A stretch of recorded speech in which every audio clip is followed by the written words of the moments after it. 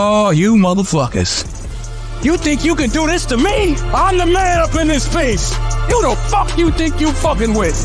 I run shit here. King Kong ain't got shit on me. I'ma burn this motherfucker down. X Factor like Dez Bryant, my boy 88. Why dream light when you living like a heavyweight? This ain't a 1 week thing, we grind like every day. They know my destination, Devi, like I hang with Ray. If they ain't know my name, I bet they know my name today. Treat this mic like a ATM, let's make a trade today. Drop this on Fizzle Friday, cause that's my favorite day. And I'm gonna do it my way, cause that's my favorite way. They tried to put me on the shelf like I'm layaway. Told me it ain't no way, so I made a way.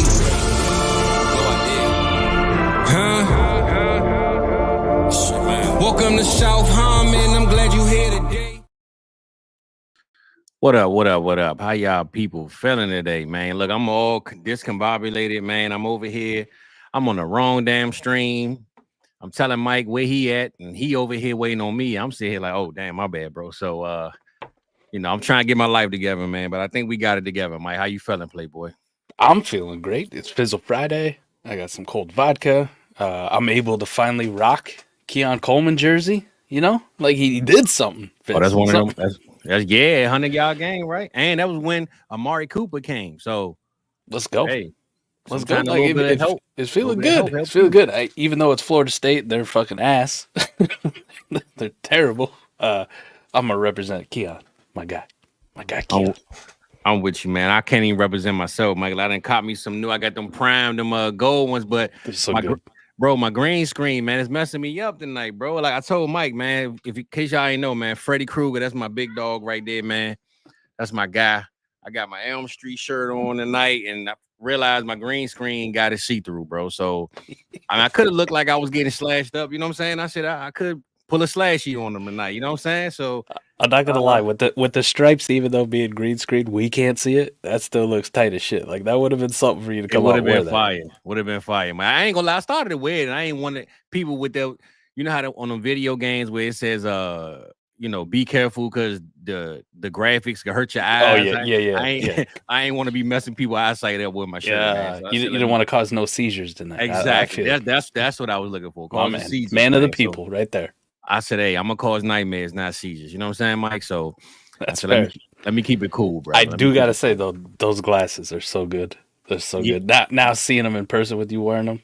Yeah, well, I got the white ones. I ended up getting both paid, man. I said I gotta keep up with my dog over there, man. So but look, at least Mike. I'm all the way tricked out, man. This is my last Halloween night. Let's go. What else we got? Look, I got my glove, man. Your boy over here cooking, Mike. You know what I'm saying? I'm Freddy'd out, man, over here, man. Hey, look, I was gonna give him dreams and nightmares, but Meek is under investigation, man. So we're gonna leave that one out of here, man. I love it. My daughter asked me what I was gonna dress up as for Halloween, and I told her an alcoholic. That's it. Oh. Hey, it is a rap group named the Alcoholics. You can say you one of them. You know what I'm saying? Do you think I can pull it off? I think I could pull it off. You pull it off, bro. I think I could pull it off. She's in a Halloween parade right now, actually, as we speak. Dance team, local town here, doing a Halloween parade. Probably passing out candy and shit. Oh yeah, that's cool. At least it's nice weather. Yeah, man. I think we're gonna do something tomorrow. I know fam got something going on with the kids, and I might step out and do this haunted house event that I usually don't do, but something different. So I'm gonna have my Freddy gear on, man. Do my thing tomorrow. Man. We back up in here, man. We ain't had you last week, man. So everybody that wasn't here, man, my boy birthday was last week, and I was watching y'all from the hot tub. That's it. That's it, man. So, before we get too far in depth, man, we got to holler at the people, man. I see my boy Jake in the building, man. Shout out to my dog, Jake, man. Oh, hold on. My fault, Jake. You sent the money first. You said the shout out, then you sent the money. So, I got to put some respect on your name, brother. So, Jake is enjoying happy hour. He's enjoying happy hour. He's all discombobulated, right? Says the shout out, then the super chat. It's okay. We'll accept any. Appreciate you, Jake. I ain't mad at you, Jake, man. You're my dog, man. So, shout out to the good people, man, that's up in here. Pops, I know y'all got the beds, man. I keep telling you, hey, bear up, bear up, man. Get your knuckles ready, bro. It's gonna be a brawl, but y'all gonna get smashed, man. DB in the building. What's up, DB, man? He kicked it with us last night. I think DB stayed on the whole night. I think the last quarter he just got quiet, but I was the last to clock out of there. So no pressure. None at all. But we'll say it again. Go ahead, talk to him. DB needs to be doing some content. Hey, I'm just saying, D, you always welcome, brother. If you want to make a guest spot on here, man, just to kind of get your feet and your toes wet in the game, man. Come on, brother. You know I would you want to play, boy. confidently say at this point he's in my top 5 favorite Canadians. Okay, all right. A top 5? How many? How many you top got? 5. Brother? I know like 3. Oh, okay, all right. Damn. So he number 5. You got a 4 is like the blank spot. just some random. I just fuck with DB. I love you. Okay. What's up, John? How you feeling, man? Puka definitely is him, bro. We definitely gonna tap in and holler about my boy, man, because I was glad to see him come through for us last night. What up, E? How you feeling, bro? Yeah, man. You know, last night, man. I mean, hey, we can holler at the people about last night's game, bro, because we had a team that was pretty much dancing on the ropes, man. They was in a nightmare in a sense if they would have lost that game. So to see Minnesota being a Super Bowl contender, being one of the best teams in the league, Detroit shut it down. The next thing you know, the Rams come through last night and do what they do. And my boy Theo, before we tap in too far, he sent us a super chat, man. So damn, Theo, what up? Shout out my boy Theo, man. What's good, bro? He said, let's go Puka, man. Just 70% off, 28 grams at the Dispo gas. And we got the NBA back. That's right, bro. So, Fizzle always like Puka and Lamar, bro. You know how I've been doing, man. I've been speaking on my peoples, bro, and they ain't let me down yet, other than the injury from Puka. Last night looked like he could have been that receiver 1 conversation like I was screaming all summer, bro. So hopefully, yes, sir. Second half of the season, man, we're gonna speak on it from right now. Second half, Puka is receiver 1, man. That's how we gonna do it, Theo. So shout out Theo for that, man. But yeah, Mike, last night, man, was a great game. Actually, I know you had your NCAA game going on, so you kind of missed the best parts of the game in the beginning. But it was back and forth, no punts, no field goals, and then that second half came. And it was like, finally some defense woke up, but it still got spicy towards the end, man. So what was your thoughts last night, man, on Puka's return, the Cooper Cup, news, they might be trading them, and how they both pretty much bounced back last night, man, with a win. It was interesting too. It was a new one for me, right? I was playing Matt Bruning, our online dynasty, our Big Ten dynasty, Michigan State. So I had to, give him the business, show him what's up. Drop 59 on his head. Man. I heard you. Had to drop 59 on his head, but had the game up on one screen, playing Matt on the other, and listened to you boys in the Discord and kind of chiming in where I could. But definitely missed a lot of the first half, right? Like couldn't really focus and pay attention on the game too. But second half caught that whole thing, man. Pretty surprised with how heavily Puka was involved right out the gate. Yeah. And oddly enough, I'm not one of those dudes on premonitions and gut feelings or whatever, but I'm sitting there in a highly competitive league that I have with Puka in my IR. See that he's activated. And I saw all the reports, maybe a snap count, don't really know how much he's going to play. And I didn't have him in the lineup. And probably 30 minutes before, I'm like, fuck it. Fuck it. Put him in my wide receiver 1 spot. Like I had this feeling like, fuck it. Let's go, man. You back? I got to feel it. Well, shout out to everybody too who really brought it up. I mean, we heard this leading up on this channel from really smart fucking people about how, get some receivers back. Matt Stafford gets both them receivers back. They might upset the Vikings. The Vikings. Yeah. A lot of people made some money last night picking the Rams, and rightfully so. So it was very good to see how confident. You could almost see how much more fun Stafford was having throwing to Cooper Kupp and Puka Nacua and Tutu Atwell. And even though he threw a couple touchdown passes to Marcus Robinson, it was like, this feels right. Feels right. So the Vikings, interestingly enough, the offense wasn't bad. Like they didn't lose this game because Sam Darnold played like shit, in my opinion. Definitely not. Like I thought Sam Darnold played a good game. Aaron Jones ran hard. Like the stats aren't going to necessarily represent that. Jefferson did his thing. Jordan Addison was kind of meh, whatever. Like could have used more. Surprisingly though, the defense, they could not generate a pass rush at all. I got to ask, too, like the Vikings, they spent a first-round pick, and it was universally touted as hey, they killed this draft with J.J. McCarthy and Dallas Turner in the first round. J.J. McCarthy's hurt, not playing all year. Dallas Turner, I don't think I've heard fuck about him all year, Fizz. Like a first-round DN. Yeah, you're right. I don't know if I've heard anything about him. Like he's been a ghost. Now that you said that, it made me think Verse and Turner was both in the same game. I just literally thought about that. Now that you just brought that up. One of them stood out, though, right? That's what made me think about it. You're right. Yep. One of them put his name on the map like he's a fucking problem. He's a dog, man. He's a dog. He's a problem. So the Rams good enough on defense? Did enough? I know everything's going to go to that controversial ending call, the non-face mask, but the all reality of it, they were down 8 with 90 yards to go and like like a minute and a half against a Rams defense that dominated the line of scrimmage and Jared Verse getting after that ass. It was probably a long shot for them to win anyways. You just hate to see some bullshit like that at the end.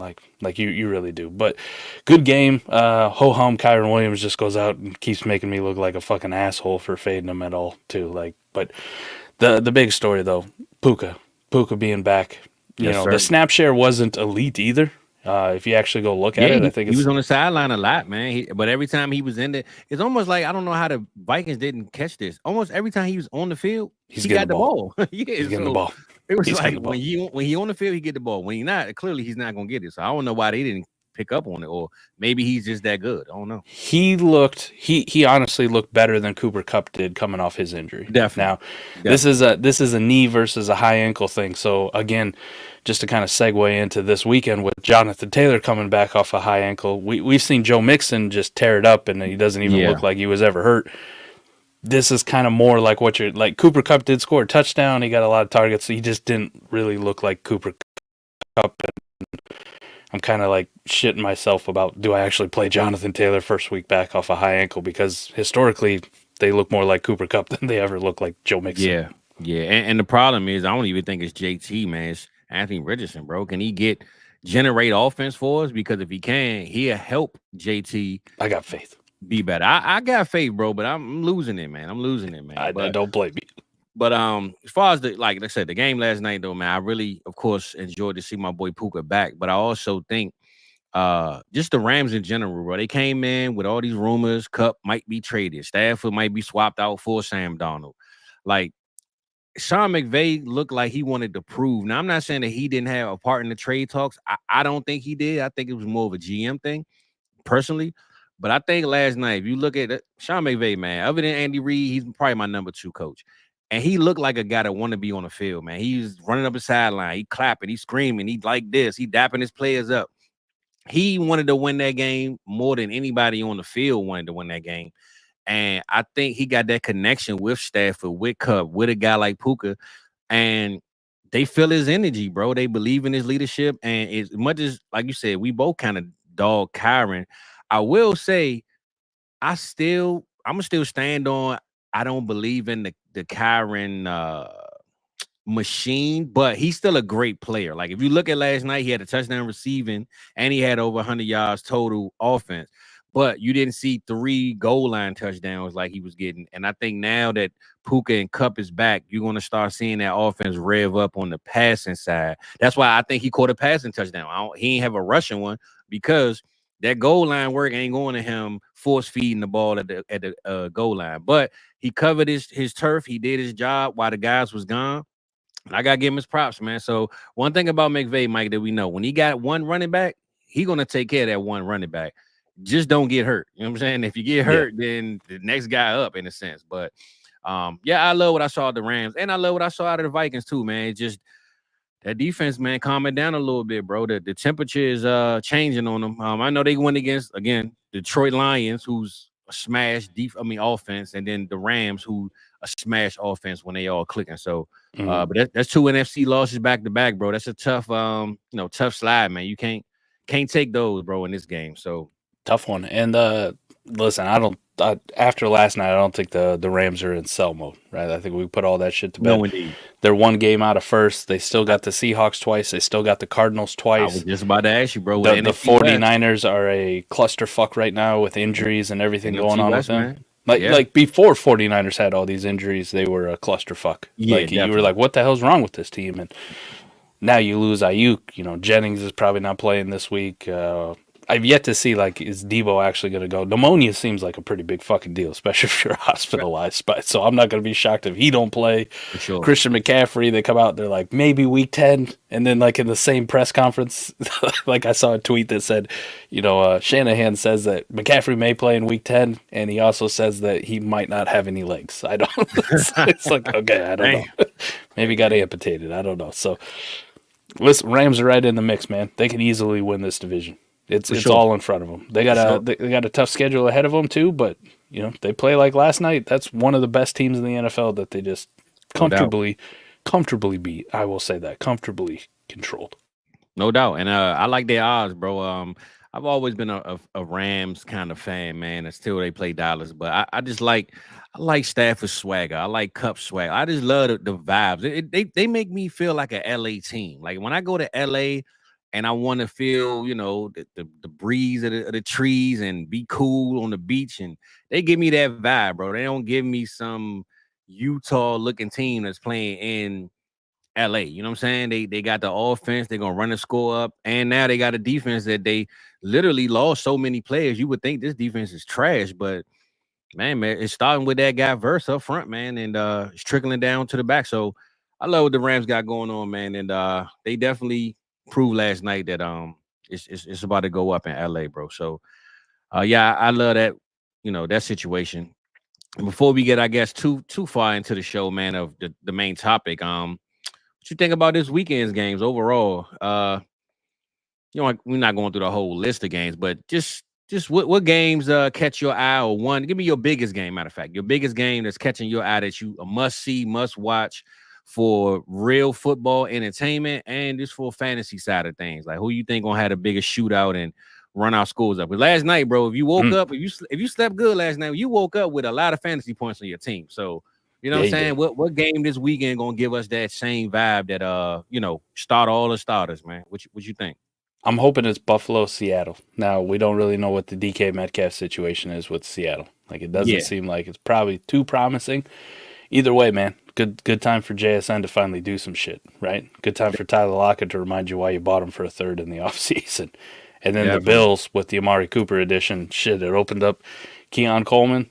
Mm-hmm. We'll see if James Cook's feeling a little bit better with that toe injury, and we'll see if Josh Allen can continue to go it. So if I got to pick one that I'm really interested starting all the starters, starting the normal ones, it's probably Seattle, Buffalo for me. Okay, yeah, I mean, hey, I'm surprised you didn't go with this one, bro. And I think I'm going to have to pull this one, man. Philly and the Bengals, bro. There you go. Philly and the Bengals, man. When you look at both offenses, right? Saquon Barkley, A.J. Brown, Devonta Smith, Jalen Hurts, Dallas Goedert, iffy, whatever. But still, that offense alone got 3 to 4 Pro Bowlers on that team. Then you can look on the other side, Joe Burrow, T. Higgins, who I think he's questionable now, I read. But still, throw him in there. T. Higgins, Jamar Chase, a two-head running backfield, Eric All and Gesicki, 2 tight ends that pretty much play every week. So, I mean, both teams need a win. And as much as Philly isn't as in danger as the Bengals, I feel like just for respect and a little bit of, locker room hype and inspiration, bro, you got to win this game because right now, man, the Commanders got a gripping lead on the division, but Philly's winning games, but just edging games out. I mean, you having battles with the Browns. Last week, they started off super slow, and then they kind of picked up. Tampa Bay Bucks smacks you in the head. So when you're going up against a Pro Bowl caliber team like the Bengals, you got to win this game, man. And I feel like Philly, I mean, it's a must win for both teams, but I feel like it's all starters. I can't name one play on this team or either team that I would say bench. So I want to say that'll be my game for fantasy, bro. That it's a must watch. Start all the starters. If you got multiple starters from one team, start them too. You know what I'm saying? So I think that's my biggest one for the week. I like that one. Something I'm very interested in as an Eagles fan. Not so much from a fantasy standpoint, but as an Eagles fan, Quinyon Mitchell has been playing really, really, really well at the cornerback position. So tough against Burrow, T. Higgins, and Chase. There's no he's not gonna go out there and lock down Yoshi Voss. No one gives a fuck. No No, sir. No, sir. Like, he's going to have to take one of these dudes. And I want to see if he holds up. And if he can go out and, let's say, whatever, on it, you may not shut them both completely down at the end of the day. Like, you may not. But if you go out there and you say, like, the split stats, when Quinyon Mitchell was covering T. Higgins or Jamar Chase, they were held to 3 catches combined for 26 yards. I'll be like, all right, I might have to go get me a Quinyon Mitchell jersey, you know? Like Philly finally got a quarterback. No offense, Darius Slay, but you kind of, you're up and down. Like, kind of poo, to be honest. Yeah. So, I'm pretty excited, man. He's got a big test on him. So as a Eagles fan, I want to watch that matchup. That's going to be a good one. Well, it's going to start up front, bro. That D-line got to step up, man. They could put pressure, help the guys out in the back, you know? So, I think my game that I want to watch, and I see Jake had brought it up, is the Colts and the Texans. And I think the reason why is because I think the Texans are kind of bleeding right now, man. I know they don't have Nico, but if you look at the game last week, they really lost because they was only really close because Jordan Love threw a couple picks, and it kind of kept them in the game. But the Colts, man, I want to watch A-Rich, bro. Honestly, forget the Texans. I want to see A-Rich, bro. A-Rich owe me something, man. He owed me a good game of 65% completing pass, 200 yards passing, and 2 passing touchdowns, bro. I need that from a quarterback. I don't want no 97 yards passing and 95 yards rushing, and we win by a field goal. Nah, man. I'm getting kind of over the watching Joe Flacco light defenses up at 39 years old, and then we got Anthony Richardson coming back, who's the #1 pick on and supposed to be just rookie sensation, and he can't move the damn ball, man. Last week he played running back, bro. I was watching the game, and they just stopped making him throw. Just run the ball, man. We just trying to get out of here with a win. And even though Nico isn't playing, I do believe the Colts will still have a challenge on their hand, and they're going to have to score points, and just scrambling with A-Rich will not be the move, man. So I think that the game I want to see the most is the Colts, because I want to see A-Rich step up, bro. I want to see him solidify that, okay, it's my time, man. So he got all his players. Everybody's healthy. JT coming back. Ain't no excuse, man. A-Rich owe us 2 touchdowns, 200 yards, and over 50%. I ain't even going to give him 65. Over 50% completion rate, bro. So I think that's my game. I want to see the most on TV as far as watching. So in reality, for this week, the schedule's pretty shit. It is. That's why I mean, Philly, Cincy. I get you on. I get you on that one too. But Philly goes out, beats Cincinnati. Like, Cincinnati's fucking cooked. Yeah, we're not gonna be surprised. They're cooked. Baltimore, Cleveland, Jesus, what a bloodbath. Yikes. Detroit, Tennessee. Famous Jameis in the building, baby. Famous might put up 25, Mike. That defense ain't all that right now, man. I'd smash the under on that. Famous one, Jameis one, man. That's all I'm telling you, bro. I'm smashing the under on that. Baltimore have Kyle Van Noy himself will probably have 4 sacks. Jesus. All right. Detroit, Tennessee, bloodbath. Arizona, Miami might be a sneaky one with Tua back. I'm looking forward to that too. Can we get a little bit of shootout in that game? That'd be fun. Yeah. Can we do that? Now Kyler's got Call of Duty Black Ops out. I was just about to say, bro, listen. Tua coming back from a concussion, I believe, more than Kyler Murray, because Call of Duty came out last night, man. You know that he playing them. I might run with him that night after this, man. We'll see. Jets, Patriots, who gives a fuck? No. Atlanta, Tampa Bay, with all Tampa Bay's injuries now, that's not as exciting. Ugly, Green Bay, Jacksonville. Jacksonville's a dumpster fire. Green Bay's gonna wax that ass. They is. Colts, Texans. You touched on that one. That's somewhat intriguing. Saints, Chargers. Jesus. No. Jesus. Carolina, Denver. Carolina without Deontay Johnson, bro. They set Adam my boy up, man. They put my boy Bryce back in the game and said, "Look, throw it to your cousins, man." He's throwing it to his third cousins out there. The Chiefs versus the Raiders. Oh my God. Hey, Mike, listen, bro. I'm gonna tell you this. I seen a stat the other day. It said the Raiders beat they beat the Ravens, and they beat. Dang, it was 2 teams. They got 2 wins, right? The Raiders do? Yeah.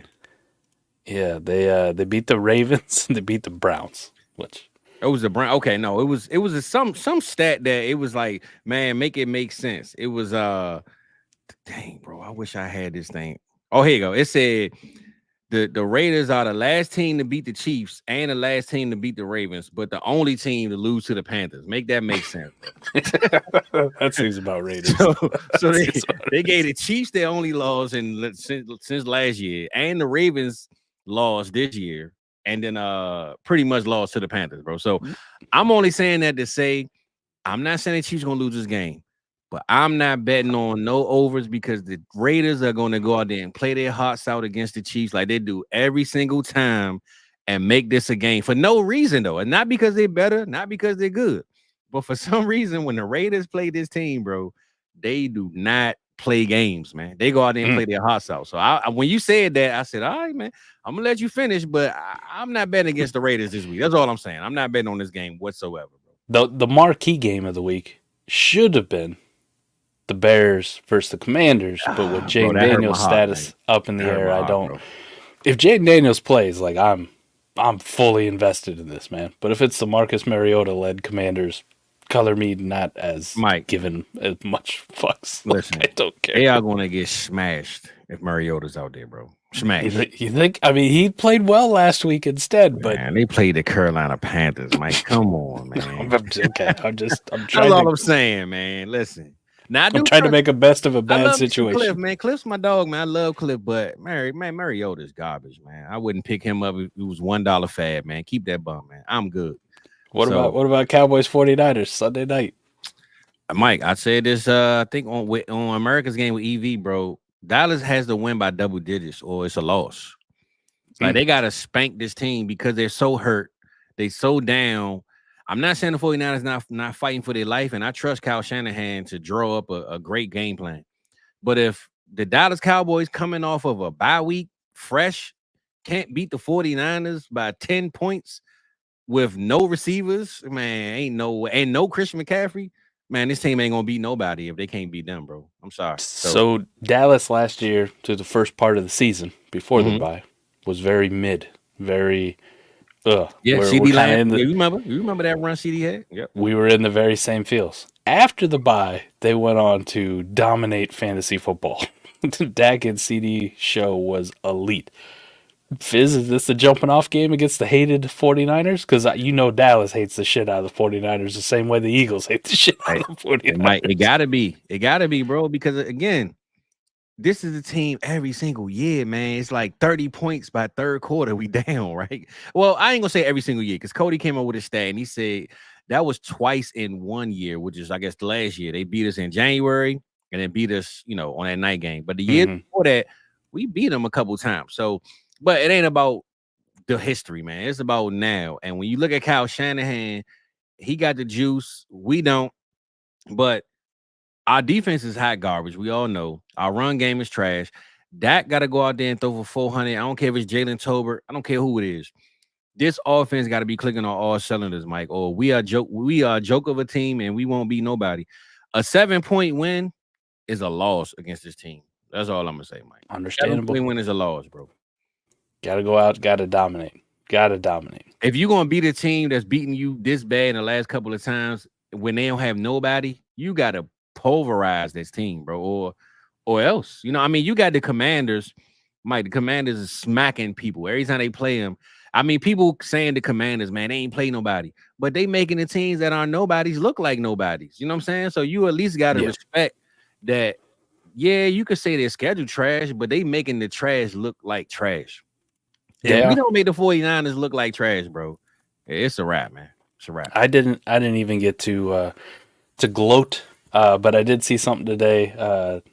Lenore was asked how it feels to go up against a $60 million quarterback, referring to Dak Prescott. And he said some bullshit about how he's got a $60 million quarterback he goes up against in practice. And I'm like, maybe after a 13.6 QBR day from Brock Purdy the previous week, maybe you just shut the fuck up about that one. No touchdowns, 3 picks. I didn't even get to gloat. I was out in fucking Cleveland. I didn't even get to gloat about listen, man, I've been on this train for a while. Nobody wants to listen. Mike's just a fucking hater, but I'm gonna take my victory now, Fizz. I saved it for Fizzle Friday because it's 49ers. Brock Purdy's fucking ass, man. You're right. You ain't spoke much about Purdy this week, bro. I will give you that one, man.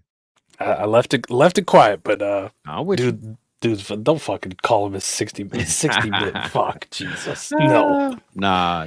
$16 million quarterback, maybe. Yeah. I don't know about 16, Mike, because he gonna make some money, but he might not be worth the money that he make. Let's just put it that way. That's fine. Like, I hope they do pay him $1 billion. Oh, me too. Pay him all the fucking money. Same people that hate on Dak getting paid, the same people that wish Dak was their quarterback, bro. So I don't care what none of them people be saying, man. Man, lying. I used to hate on Dak all the time, and then I've grown to love him. Yeah, I mean, once you Solid take enough. I tell people all the time, Mike, you got to respect the name on the back of the jersey. It ain't always about the logo on the side of the helmet, man. You know what I'm saying?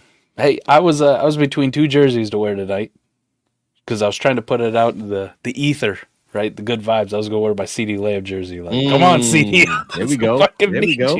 I need you, man. I need you. 88, let's go. I need you. Stick it to the Cowboys. Help my fantasy teams. Let's get off this bullshit. Yeah. I want to see Dallas be competitive, right? I don't want the fucking Eagles fighting the Washington Commanders for, first place in the division, all right? Hey, Mike, no offense to Commanders. This is my thing, right, with the Commanders, bro. The reason why us and Philly have to step up, because these dudes was only supposed to win 5 games, right? Right. 5.5 at best.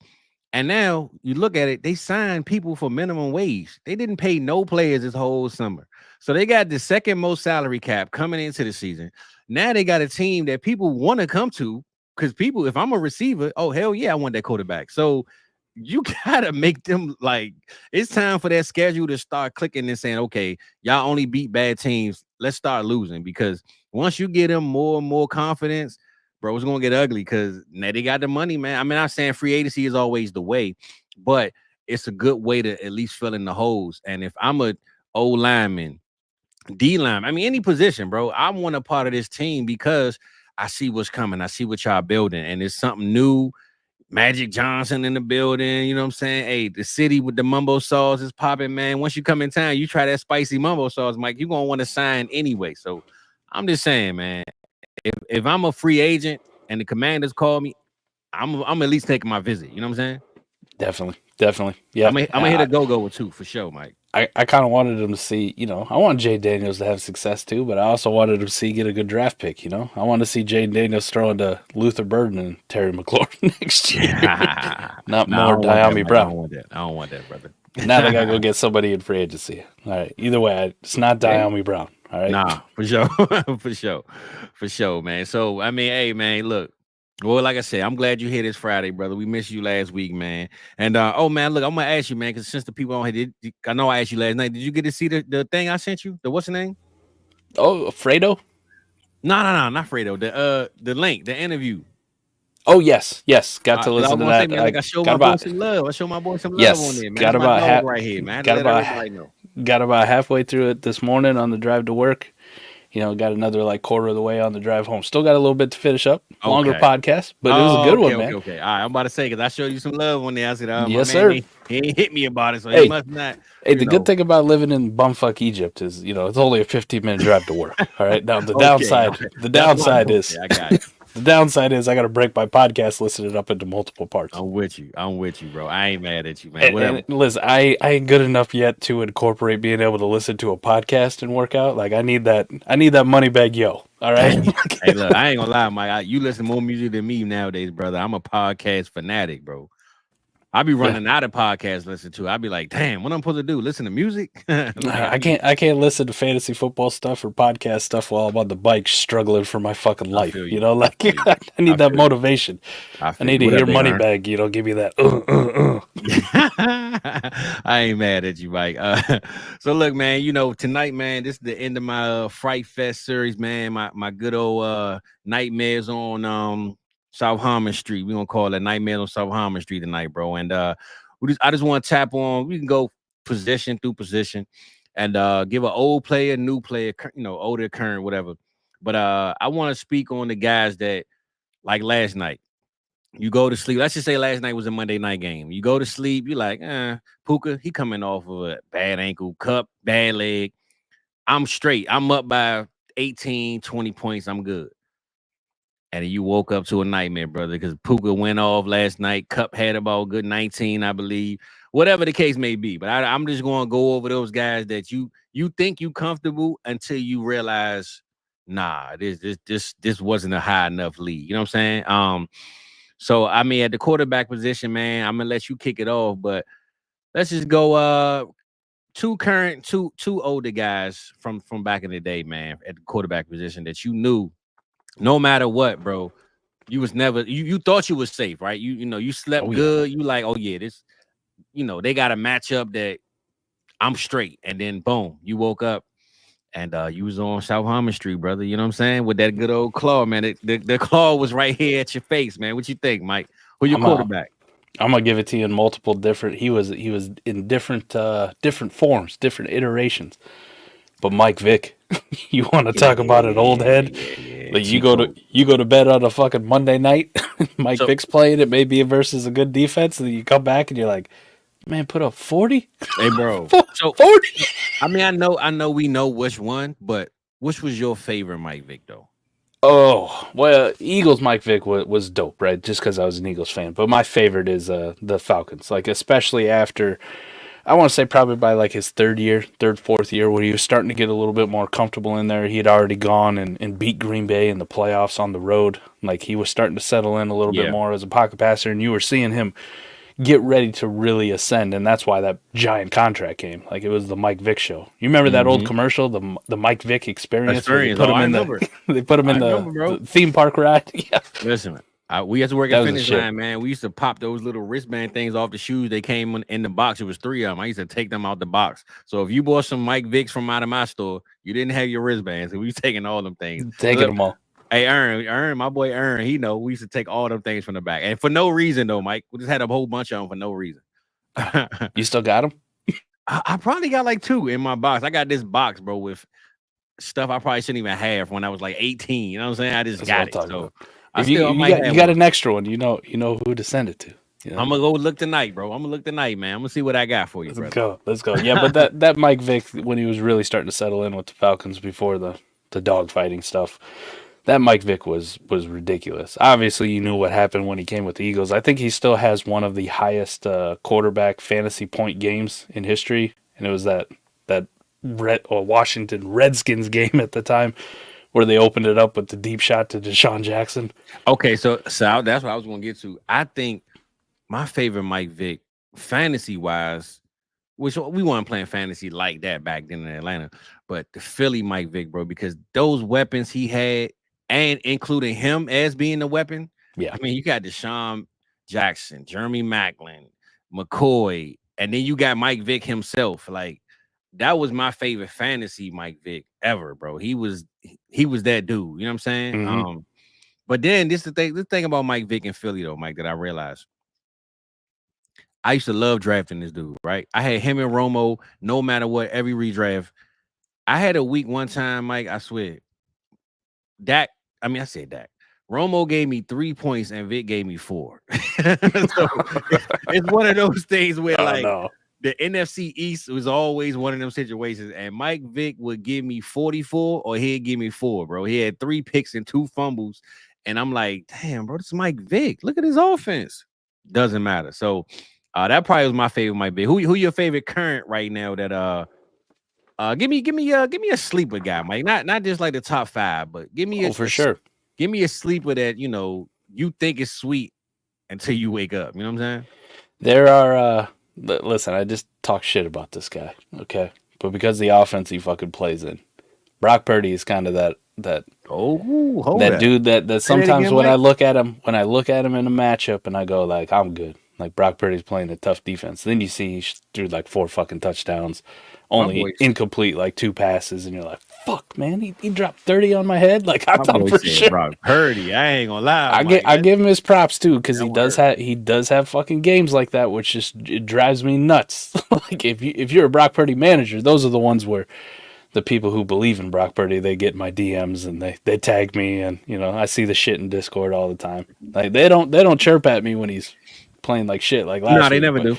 They never do. But that's kind of that sleeper guy where, listen, I don't think he's ever like really going to be a QB1, but because of that offense, Shanahan and the weapons around him, like he's a good QB2 that can put you to sleep. Nah, that's a good one. That's a good one, bro.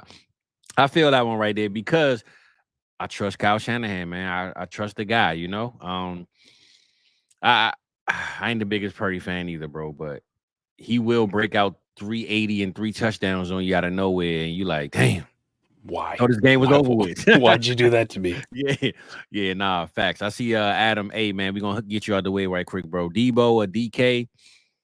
I'm gonna say DK, bro, for me, brother, personally. I'm gonna say DK, but listen, if you wanted to go Debo because of the knee injury to DK, I don't think they're gonna let us know exactly how severe it is until he's out there. Like this really feels like one of these. They might be teasing us this week, and he's like, "Well, he could play. Maybe maybe he's questionable now or whatever."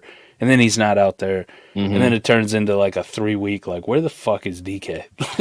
Why is he not here? Geno, I don't know if he is now currently, but last week he was leading the league in passing, man. So I'm gonna go with the offense that wants to throw the ball as much as they can. What do they seem like they're doing? So I'm gonna go with the NFL leader at quarterback, and I'm gonna go DK with that. It might not be the worst thing. I mean, Jordan Mason's played really well. If they do get Christian McCaffrey back, you could have a hell of a running attack with this 2-headed monster. So no Brandon Ayuk to kind of be that actual alpha wide receiver. Could be a lot of George Kittle. Could be a lot of these 2 running backs, and Debo not getting used in the same way where we have to use him out of the backfield because it's like, half the time Christian's in there, half the time Jordan Mason's in there. Yeah, for sure. Yeah, for sure, Mike. I think I'm sitting here looking, man, at my little list of players. I'm not sure how high people got him. And the reason why I'm gonna say this, guys, because 1, he's my guy, but 2, a lot of people can't stand him and don't believe in him. So I'm gonna say Dak Prescott, bro. I'm gonna say Dak Prescott because people think, oh man, Dak, he throw all these picks, or the Cowboys.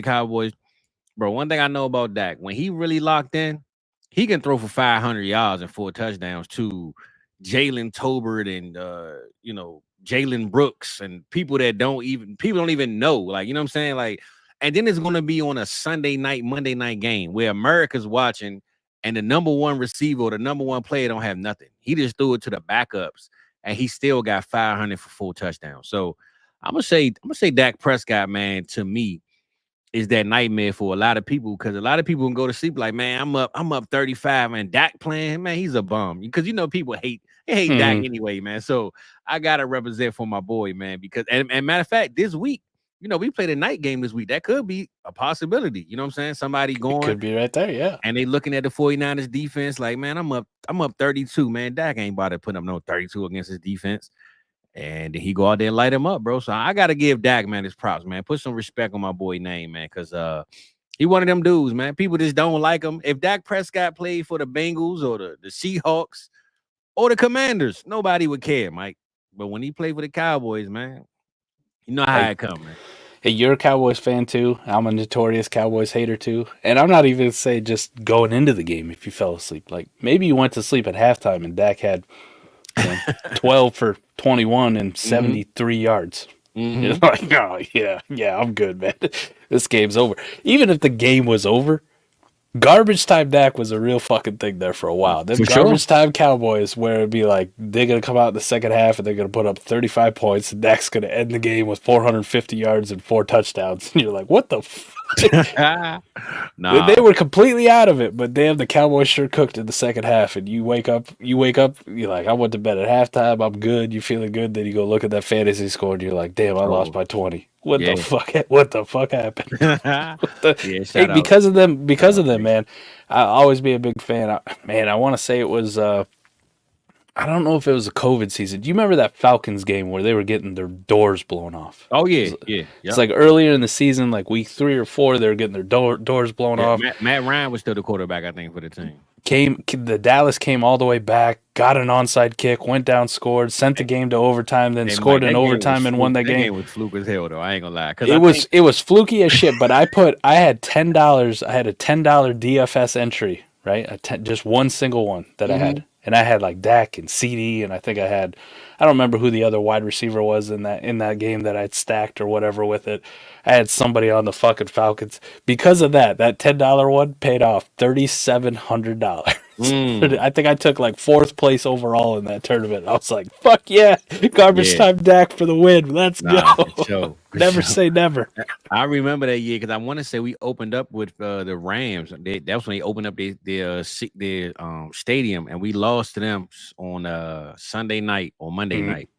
And then we played the Falcons the next week and had a struggle game and came back. And I was like, bro, we just lost to the Rams. We about to lose to the Falcons too. And then that onside kick happened and we won the game. So I remember that year, bro. That was a fluke game though. that was a good pick, man. He can be a nightmare for you, and he's not valued super highly. Though if you want to trade him to me for Kyle Pitts straight up in that one league, we could, brother. No, you had Deshaun Watson, man. All right. But I had to put some respect on my boy name because ain't nobody else gonna do it, man. So shout out my boy Dak, man. And I want to say my old school throwback one, Mike. I was thinking over here while you was talking, bro. I got so many, man, and it's kind of hard to go not go with the greats because it's when you think of that old school game, man, it's easy to say the greats, but it's hard to forget them too, man. And I mean, it's certain guys that I just, oh damn, Mike, it's pretty tough, bro. I ain't gonna lie to you.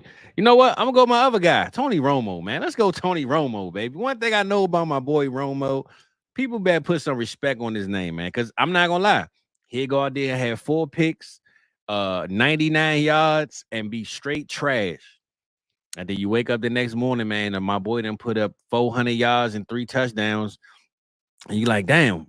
Perfect example, Mike, and we're gonna move on to the next one, man. I'm gonna give y'all some fantasy disappointments, right? Me being a knucklehead, I had Drew Brees going against Tampa Bay. Championship game, Mike. Romo played, I think it was the Redskins at the time. I'm sitting there and I'm like, man, I took Brees first round. We taking quarterbacks, one quarterback first round back then. Yep. Take Drew Brees because that's my dog. They're going up against the Bucks. Now, every time I notice this, I'm not even trying. I'm like, I took Brees so early. I gotta stick with him. But Brees always plays bad on the road every time. I don't know what it was. In New Orleans, he go off. On the road, he was trash. Bro, I played Drew Brees. This fool got me like 11 points. Tony Romo went up against the Redskins. Dez Bryant, everybody. Romo had like 380 yards and 3 touchdowns. And I'm sitting here like, bro, I just lost by 8 points, and I benched Tony Romo against the Redskins of all teams, bro. This is the one game I know he going to go off, and I benched him anyway. So I say that to say he gave me a nightmare for sure because I damn sure should have played the dude, and I didn't because I'm an idiot. So shout out my boy Romo, man. I gotta put some respect on him. And I see Jess had put up Cousins. Hey, bro, I was going to say Cousins for the Redskins when Cousins was with them. Jordan Reed. What's the tight end they had over there? Wasn't that Jordan Reed? They had Jordan Reed, right? Jordan Reed and Kirk Cousins there made some sweet music. Yeah, that was some good. We're going into the throwbacks, so you got me in my feels too. Like when you said like who was that tight end, I was also thinking Chris Cooley. You remember that guy? Chris Cooley. Hey, remember Chris Cooley put his hand through the wall on that Nike commercial? He did. That's a dope commercial. Nah, Cooley, he one of them dudes, man. But I gotta give Dak and Romo some love, man. And that was a definite random. I didn't mean to say Romo and Dak, but they just hit me like, hey, right. Why not? Right? You know what I'm saying? Put some respect on him, man. Let's get it, man. Tony Romo lost me some weeks, right? Like playing against him. Like I remember him like fucking Romo. Fucking Romo. What we got at running back, Mike? We can go just one current, one old school. I know there's so many running backs, bro, but old school, I got the one for you, right? And it's not a superstar, wasn't anything like that. Yeah, that's what I want. Yep, keep it low. Didn't want you to go LaDainian Tomlinson or Adrian Peterson, none of that bullshit. I'll give you one though, Fizz. Jamal Lewis. Oh yeah. That's one of them dogs right there. That's a dog right there. 2 different teams, right? He did it with the Ravens. We knew that. The one I remember specifically, and it was in the middle of the season, probably like week 6. He's playing with the Cleveland Browns. And he really hadn't done too much up to that point. He was going against the Browns or he was with the Browns? He was with the Browns. Okay, he was with the Browns at the time. In my home league, I made a trade, and I was playing my stepdad at the time. And I made a trade that week for Jamal Lewis. Just like some junk for some junk, trying some stuff. I want to say Fizz, Jamal Lewis in that game went out and had like 40-some fantasy points. Yeah, man. He had really done shit up until that point. He had well over 200 yards rushing. It was just a monster fucking game for Jamal Lewis.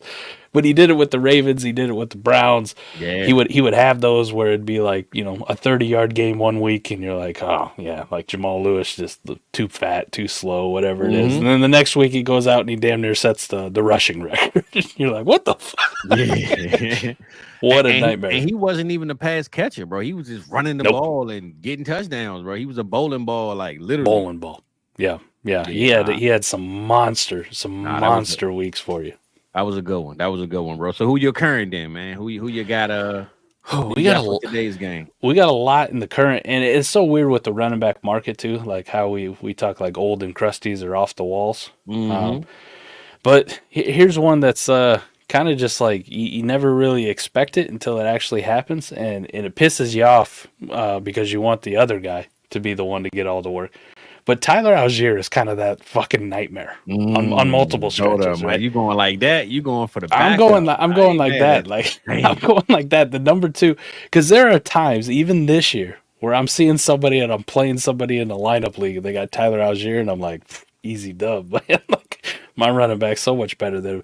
And all of a sudden Tyler Algier goes out and runs for 100 yards. Yeah. Like, what the fuck? Or he. Bijan put in all the work and he get 3 touchdowns on the goal line. He gets 3 touchdowns. Like, son of a bitch. Yeah. I did not expect that. That's a nightmare. That's the kind of thing where the Falcons are playing on Sunday night, and they're controlling the game or whatever. You're like, I'm going to bed, man. Tyler Algier ain't done shit. Like, I don't got to worry about it. Bijan's cooking. You wake up the next day and you're like, Tyler Algier had 3 touchdowns in the second. Why? That's fire. Now you got my brain. You got my brain working because I gotta go low on the totem too. I like that one though. That was a tough one. I mean, because he is one of them guys, and we know if Bijan ever get hurt, man, Algier put him in your lineup every single week, bro. Ain't no question about that. Dang, Mike. All right, so I'm gonna stick with today's game first, man. And I'm gonna go with a guy who literally got a job, don't got a job, come back to a team, leave a team. Kareem Hunt, bro. Kareem Hunt seemed to be that dude, man, that he gonna give you a nightmare just because you don't even know if this dude even gonna have a job next week. But then he come back to another team. He go to the Browns. He lead the Browns. They said get Pierre Strong and then get Foreman and then get Carson Steele. It don't matter who the hell get in front of this dude, man. And whenever he get on the team, he's still in reps. He's still in carries. He getting touchdowns. And now since he back with the Chiefs and made this great reunion, the man putting up 100-yard games, getting touchdowns, and an offense that we all know can put up the most points in the league. So I think it's Kareem Hunt, man, because every time you think he gone, man, this dude just keep coming back, man. So I like it. Yeah, Kareem Hunt is definitely my current one. You done made me dig in the crates because I couldn't bounce back with Derrick Henry after what you just said. So Kareem Hunt is probably my current one, and my throwback one. Damn, Mike, I had it right in my damn head too. Running back, Mike. What team? Arian Foster, baby. There you go. Arian Foster. Because we all know he suffered these injuries. But I'm not gonna lie, Mike. I don't see my boy in here tonight. He probably washed up. But my boy, Mr. Voorhees, man, he put me on the Arian. I wasn't hip. I said, man, this dude drafted him. How high? He's tripping. This is one of my drafts. Man, Arian was going off. Man, I said, hold up. Head scratcher. I gotta start doing my research. And ever since I found out who he was, bro, and no matter if he suffered an injury or not, the next year he come back from the injury, he's still going to be a problem. You know what I'm saying? And he was playing with the Texans, who at the time were hot, garbage, trash. We all knew it wasn't a good franchise, but Arian Foster was a problem and a nightmare for everybody he went up against, man. So if you saw Arian Foster on that other lineup, bro, you was in shambles. I promise you. He was so fucking smooth. Like kids these days may know him better as Ray Jennings off of draft day. They try to play him off as like war number 6 and played at Florida State, right? But yeah, Arian Foster is so damn smooth. Catch the ball, run the ball. I think because he was so smooth, that's what like fucked up his hamstrings all the time. Like he feel like the old school T. Higgins. Like always a hammy just waiting to happen. Nah. Yeah, he was, bro. And that's why he was a nightmare in himself, because if he's on your team, you got a damn headache. Like, man, this dude even gonna play. Like, you know what I'm saying? But when he played, he played. So I had to give Arian some love, man. What you got on receiver, bro? We can go 2 for 2 on that one too, man, and see what we got popping on that position, bro. Old school. That's the favorite position. I go off the map here, old school, because there was a good 2-3 year stretch here with one of my favorite players in there, and definitely nightmare. You go up against this guy, Mike Wallace. Oh damn! Hold up, Mike. See, man, you got me like, okay. I like where you going with this, because I can't be coming, with no top 10, man. You putting some seasoning on this thing tonight, bro. Mike Wallace. I looked at his game logs, right? 8 points, 4 points, 13 points, 33 points, 25 points, 7, 4, 6, 25, 27. Like, Mike Wallace was that kind of guy. Like, if you guys don't know about Mike Wallace, go watch some like 2010, 2011 Mike Wallace with the Steelers and Big Ben. Mike Wallace kind of made, at the time, man, Antonio Bryant was on them teams. Yeah. AB was on them teams. He kind of made him irrelevant, right? Emmanuel Sanders was on them teams. Yeah, Mike Wallace was that dude. He was the number one. Many people, bro. All them dudes, half them dudes, you name it, was some nightmares. I know that boy Sanders, man. Listen, I tell you about Sanders, bro, with the Denver Broncos for sure. Mike Wallace was like a Pittsburgh's Deshaun Jackson, right? But more alpha commanding targets. Yeah. Right? Definitely. Like bigger target volume. But he'd go through those where he'd have, just 2 catches for 15 yards. And you're like, what the fuck? Definitely. Definitely. And then you're like, oh man, Mike Wallace stinks. Like, oh, he's going against a tough matchup. And then he'd take fucking 2 to the house, from 60 plus. And you're like, what the hell? Like, completely changed the game. So that prime Mike Wallace there for about a 2-3 year stretch, that was that dude. Yeah, that was that dude. He was fire. This is a good one right here too, Chef, man. Will Fuller. He was different, bro. He was different. Definitely. Yeah, it's got to be like one of them speedsters, right? Nah, for sure. Take them tops off. Modern one, I'm always going to stick with my guy. I'm surprised I need to get a jersey. Go ahead, but I was going to say, bro, give me another one of them throwbacks. Receivers, so many, bro. We can't get this. Ooh. You gotta, spice it up, man, with the receivers. So, but you can go on your modern one and then just, however you want to do it. But I need 2 of those throwbacks, man. All right, I give you one more. I'll give you a modern one right now, and I got to go with this guy. I need his jersey at some point. Just the respect I have for him. It's always going to be Tyler Lockett for me. Always going to be Tyler Lockett. Yeah, Tyler Lockett. That's your guy. He's like the Mike Wallace now, but for much longer and much more disrespected. More disrespected. Nah, you're right. Even now. But Tyler Lockett's one of those dudes, and I think we've seen it. I think we've seen a 50-point fantasy game out of Tyler Lockett before. Like, that has actually fucking happened. Just standard PPR scoring. Nutso. Tyler Lockett will get you 6 points one week. Could possibly just win your entire matchup. Yeah, man. The next week. Just like that. I love Tyler Lockett, man. I got to get one of them, like, neon green Tyler Lockett jerseys. And to be honest, Mike, you could talk about old Lockett or the new Lockett, because we know the old Lockett, man, was even more explosive. Yeah, for sure. Even more explosive. Ooh, wide receivers. I'm going to pay a little bit of an homage here. He was once a Cowboy. But before that, before I even believed in him as a Cowboy, somebody we wrote off. I loved him in college. Didn't really work out the greatest in the NFL long term, but he had moments, man, where he was a fucking nightmare. Roy Williams. Roy Williams from Texas. There we go, baby. Right. Roy Williams. He used to do the same kind of shit. Like, you would undersell Roy Williams, and you laugh at somebody that was playing Roy Williams against you, even when he was with Detroit. You'd be like, what the fuck? Roy Williams. Yeah. I got this. And then Roy Williams would go out and have 3 tutties, and you're like, what the the hell? Hey, man, he was with them Cowboys. I know about that Roy, man. And then that wasn't even the good Roy Williams that was with the Cowboys, right? You had the good one playing safety out of Oklahoma, bro. And then we had 2. That's man. Listen, I'm gonna get to that situation, but give me one more modern one, then, bro. 2 for 2, man. What you got on this last one?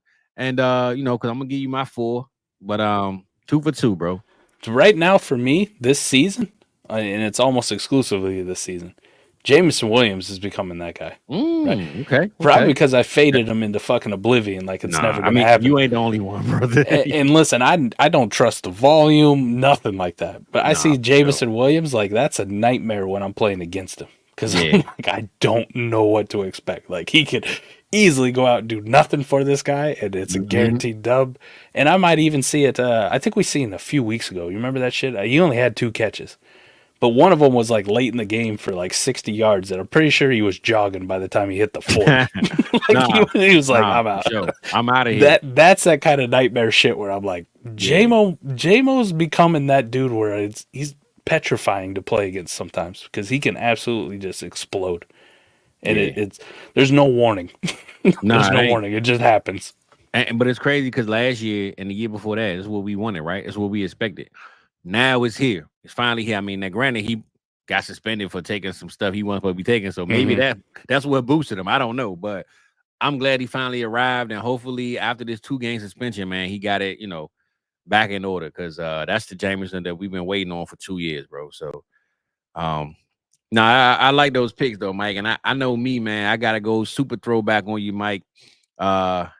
It's so crazy, right? This dude is a rival of both my teams. He's a rival of Florida State, and he's a rival of the Cowboys, though, bro. So, Pops, if you listening, man, I'm gonna give your boy some love, man. And Santana Moss, baby, Santana Moss.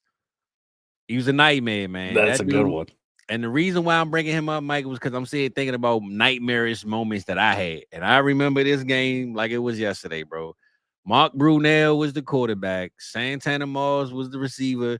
Dallas was up 2 scores with like 4 minutes left or 3 minutes, whatever it was. Mike, I had to be to work. I was young. I'm probably like 18, 19. That's how damn young I was. I had to be to work at like 3 in. This game, Monday night or Sunday. Yeah, I think it was Sunday night. I'm watching this game, Mike, and we up by 2 scores, like 3 minutes. I'm like, oh, yeah, I'm going to watch it to the end just because, you know what I'm saying? They get a deep pass over Roy Williams. Boom. All right, cool. It's all good. We're going to round the clock to get the ball back. Mark Brunell throws just past Roy Williams again. Santana Moss, they win this game, bro. And I forgot what game this is. I should have looked at it before I even started, but that Dallas Cowboy game against the Washington Redskins with Mark Brunell and Santana Moss, bro, and they won with 2 touchdowns in 2 minutes, was forever a nightmare for me. I'm still remembering. This had to have been, Mike, 2006, 2007, because I know I was like 18 or 19. So I never forget that. So Santana Moss is 100% a throwback dog in my era, man. I gotta get a boy some love, man. And I modern Santana Moss, man. Yeah. Hey, look, it's funny because he a rival of the Florida State and of the Cowboys.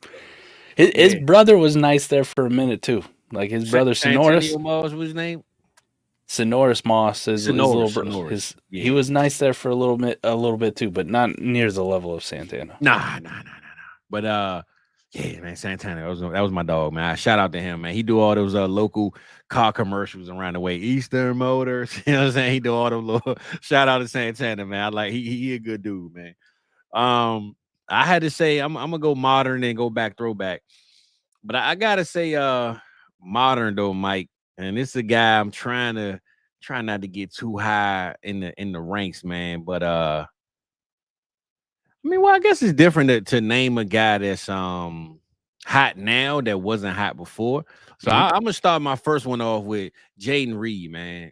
And the reason why I'm saying Jaden Reed is because honestly, bro, I slept on him. I thought he was going to be the receiver 2 on the team behind Dobbs. I thought Dobbs had a better connection with Love. I didn't draft him high. I didn't barely draft him at all. I kind of slept on Reed. Thought last year was just an anomaly. You know what I'm saying? But this dude is a clear receiver 1 in this league, man, especially in our fantasy leagues. And yeah, man, Jaden Reed, man, any play he can go for a touchdown.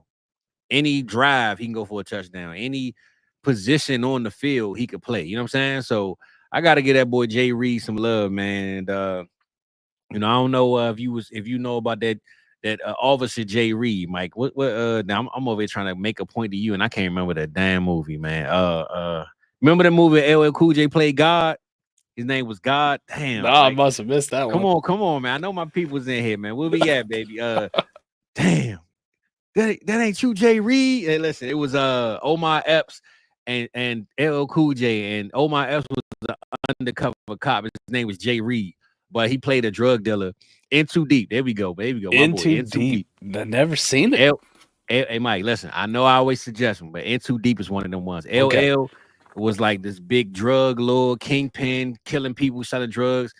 And Omar Epps came in and played an undercover like drug dealer, but he was a cop. And then, you know, at the end, he ended up finding out, and he was like, "Nah, Jay Reed, you one of us." Because he got in too deep into his undercover thing. Like he started doing, like, you know what I'm saying? He started thinking he was a drug dealer and a gangster. And then they had to pull him because they like, bro, you got in too deep. You know what I'm saying? Like LL, you about to go shoot some people up. Matter of fact, you ever seen that meme, Mike, when they be talking about people that can't shoot? And it's a guy, Omar, hanging out the window, he's shooting a gun, and he missing all the shots. I'm gonna send you that meme tonight, bro. That's where that movie came from. I get you. Yeah. So it's funny that you brought that up because I just finished watching again for like the 8 millionth time. I love this movie, Brooklyn's Finest. If you've ever seen that, that's Don Cheadle. That's my movie right there. Don Cheadle playing Tango. Hey, Mike, that's one of them movies. You can definitely tell he's in too deep in that one. That might have been part of where they kind of got this, you know, got the inspiration. Yeah. I will say though, that movie seems like it was probably a couple more $1 million put into it. You know what I'm saying? Like In Too Deep, bigger budget. In Too Deep is good, but you could tell it's like a B-level movie, but just a good film. You know what I'm saying? Hey, sometimes you don't have to go big, right? You know. Well, I said this: if they redid it today, then it'd probably be better. But you know, back then, this movie probably was early 2000s. You know what I'm saying? So it was one of those, like, you know, they weren't putting a whole lot of money in the movies. But that's at least the second movie though that's brought up like Omar Epps playing an undercover cop, right? Like wasn't the undercover cop in like the Mod Squad? Remember that movie? Yeah, he was. Hey, Omar, my boy, man. He got some tough movies, man. But Omar does. He's got. Check out that In Too Deep, though, bro. Check out that In Too Deep, man. Love and Basketball, still the best one. Yeah. Hey, look, he got classics, bro. He's a superstar in the game, man. You know, so he look awkward as fuck though playing basketball. Like he kind of sucked. Like I cook his don't ass. Get us started on that one, man. This jersey would never be hung up, man, in any Hall of Fame, bro. That jumper's broken as fuck. Nah, he definitely was trash, especially that crossover. But it's a highlight, like blooper of him doing his crossover. He definitely. So around the same time, right? They came out with that movie I was just about to say Mekhi Phifer. He ain't O. Mekhi Phifer looked like he could ball. 100%, Mike. Right. Mekhi Phifer versus Omar Epps. I'm taking Mekhi, man. But it's a bloodbath. But I ain't gonna lie, Mike. I'm taking Wesley Snipes over all them boys. My boy Wesley, man, he was the dog, man. He on that White Man Can't Jump. He was out there crossing them up. He's cooking. He was cooking, bro. I'm gonna give Wesley. Cooking. You know, we talking basketball. I might have to give it to Wesley, bro. I'm going with the 101 Adam Sandler in The Longest Yard. He looked like he could cook. I mean, he cooked Michael Irvin. All right, he cooked him. Hey, Mike, you out for that one, man. I ain't gonna lie to you. He got cooked by Adam Sandler. That mean machine, huh, man? Gotta hang him up. Hey, Mike, hold on, bro. That was a random. That was random as hell, but just I like that one though. Nah, for sure. Hey, that was a wild one, Mike. I ain't gonna hold you. You kind of made me lose my train of thought, but I'm gonna go back to my throwbacks, man. That was a wild one, Mike. I will say my other throwback though, Mike, is another guy kind of played at Santanio Holmes. I said Holmes, Santana Moss Road. But you got me in tears over here, bro. I got tears coming on my glasses, bro. Hold up. I'm just pointing out, you can't deny it. Go watch The Longest Yard. Don't tell me Adam Sandler doesn't cook Michael Irvin. Like that jumper's wet as fuck. But I'm gonna say my other throwback, man, is that boy Percy Harvin, man. Percy Harvin, bro. Listen. And I know I'm naming off my boy, Mr. Voorhees, man. Those his guys, but I remember him kicking my ass with these guys. So that's the reason why he gave me nightmares with these lineups. And I just remember Percy, punt return, kick return, 80-yard bomb. Didn't matter what it was. If you think he's gonna go to sleep with a W and Percy on the other side, nah, ain't no guarantee. Unless a concussion come, because he always stayed with those. But outside of getting hit in the head, man, Percy was a dog, bro. I love this game. I love watching him, and I love having him on a team. and I hated going against him, bro, because Percy was one play away. Tyler Lockett type, you know what I'm saying? Those type of guys, man. That was Percy all the way. So I think my other throwback could be Percy. And my today's guy, man. I'm gonna be honest, Mike. I don't really show these people any love, man. But I gotta give their one player a little bit of love and make sure I ain't missing nobody. Yeah, Mike. I'm gonna go BTJ, man. Rookie sensation, man. I always hate on the Jags. My brother's a Jags fan. I don't show him no love, but that boy BTJ, man, every week he's got a 50-yard plus pass. Or if not every week, I know one week he had a bad week, but every week, Mike, it seemed like 50-yard plus pass or a touchdown that's 50 yards. But you can bank him in for a big play almost every single week. I think, if I'm not mistaken, he leading all rookies at receiving yards. So, that lets you know right there that he's doing big things. And I'm not saying we didn't value him as much, but when we look at guys like Marvin Harrison, who can't even get targeted 5 times by his team, Rome Odunze, who's kind of playing the second and a half, third receiver type role, man, BTJ, who just got Christian Kirk making 20+ million, Gabe Davis just got signed to a big deal, Evan Ingram, this big talented tight end, and BTJ coming in, bro, and pretty much is the receiver one on his team on a rookie deal. You know what I'm saying? So BTJ, man, he doing this thing, bro. So I gotta highlight the young boy, man. I like it. He cooking over there, bro. I like it. BTJ. I might have to get one of them jerseys too. I rock with BTJ, but I never get a jersey, Mike. So I give you tight ends though, even though we hate the position. Yeah, we gonna go. Just one modern, one old school, bro. Throwback. Honestly, we could just keep it old school, but we could get a modern one, I guess. I give you the throwback, the old school guy. Let's go. It's not Gates or Gronk or Jimmy Graham or any of those guys. Tony Gonzalez, none of that. Julius Thomas. Julius Thomas, Orange Julius, man. He was one, Mike. That's that dude who kind of came out of nowhere, but I remember having him on my teams. For sure. He played with Peyton. He's athletic. Like he's got a sweet name like Julius. He's gonna smash. Julius Thomas was that guy, man. He had a stretch there where I think he had like a touchdown in like 9 straight games or some shit like that. Nah, he did. I'm sitting here looking it up now. That was the Bronco. When I'm not gonna lie, Peyton had everybody over there eating though, bro. Julius was. If you got him in a draft, you probably won your league because nobody had him going off the way he went off, bro. He was. Well, they had Demaryius Thomas, R.I.P. to him. Goat. Yep.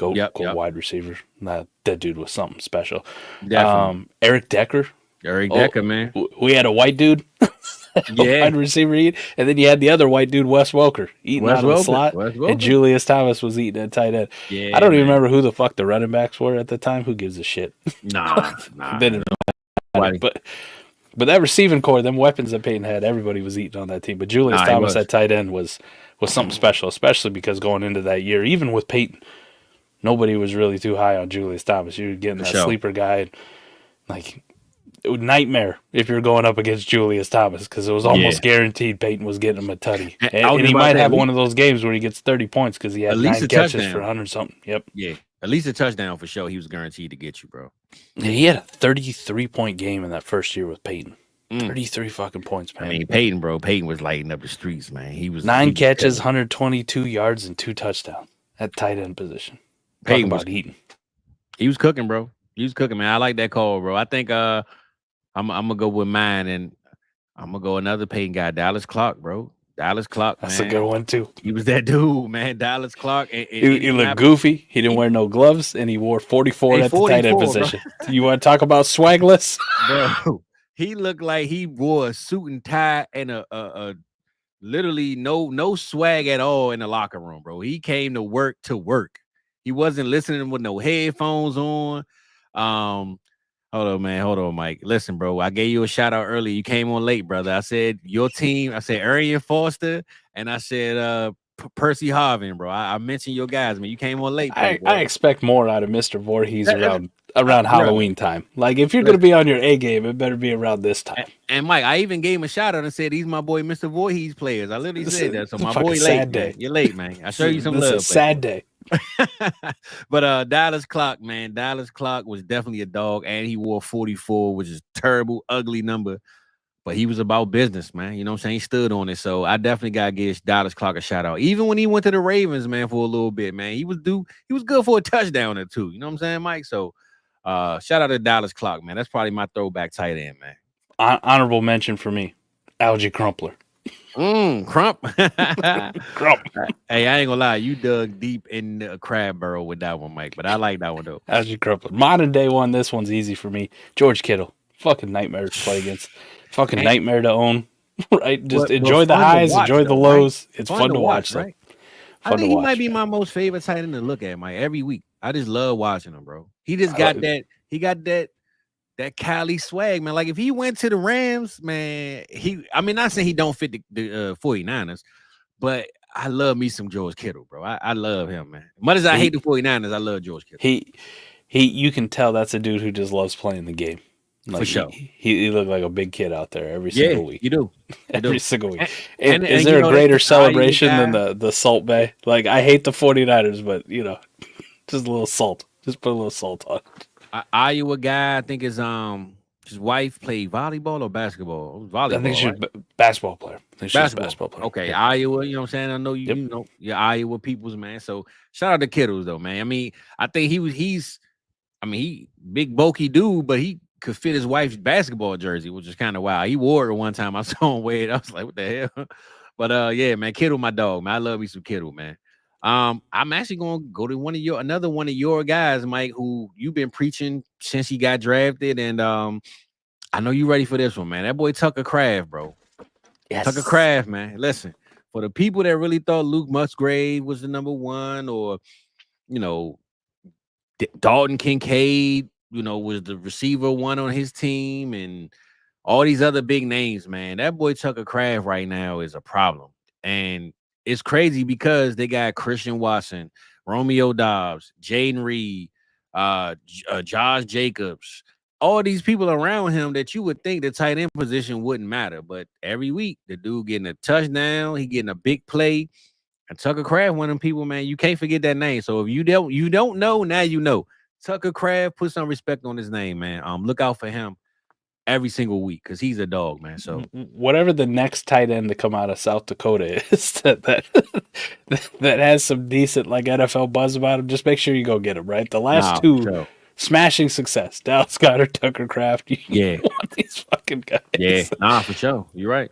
Oh, right, man. I don't know what they put in the water out there, but that's like tight end U 2.0, all right? Or 1.5 or B or whatever the fuck you want to say, man. South Dakota doing it right. Tucker Kraft, man. I love that guy. I love him.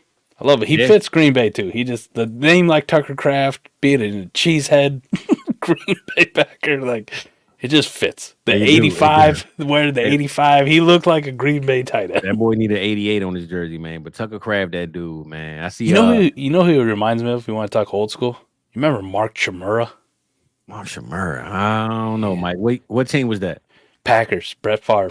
Damn. Mark Chmura. I ain't even gonna act like I do. If I play NFL game day and I went back, you remember it. I'm pretty sure I'm gonna remember exactly. You remember it. Mark Chmura. Mark Chmura. Okay. All right. I see Jake said any trade value for him.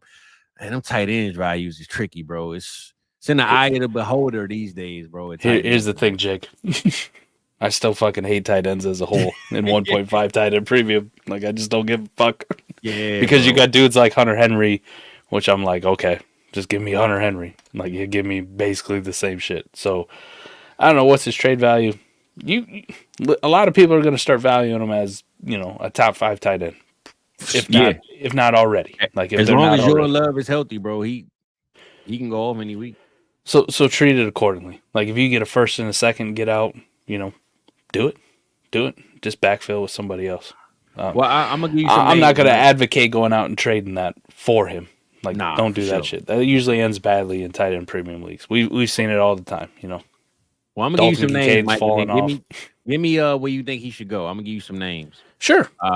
That way if I had to rank them, like I can't trade these fucking guys or whatever it is. Like I'm forced to draft a tight end here. Exactly. Who am I taking? Let's go T.J. Hockenson versus Kraft. Who you got? Because I still think even with TJ coming back here, maybe this next week, it's still going to suck for him recovering from that multi-ligament knee injury. Mm-hmm. It's going to be slow. Give me Tucker Kraft. Okay, that was the highest one that I had. Oh shit, you go higher. Okay, all right. Damn, okay, yeah, because now go up from there. Yeah, I started like at my highest because I was thinking, okay, cool.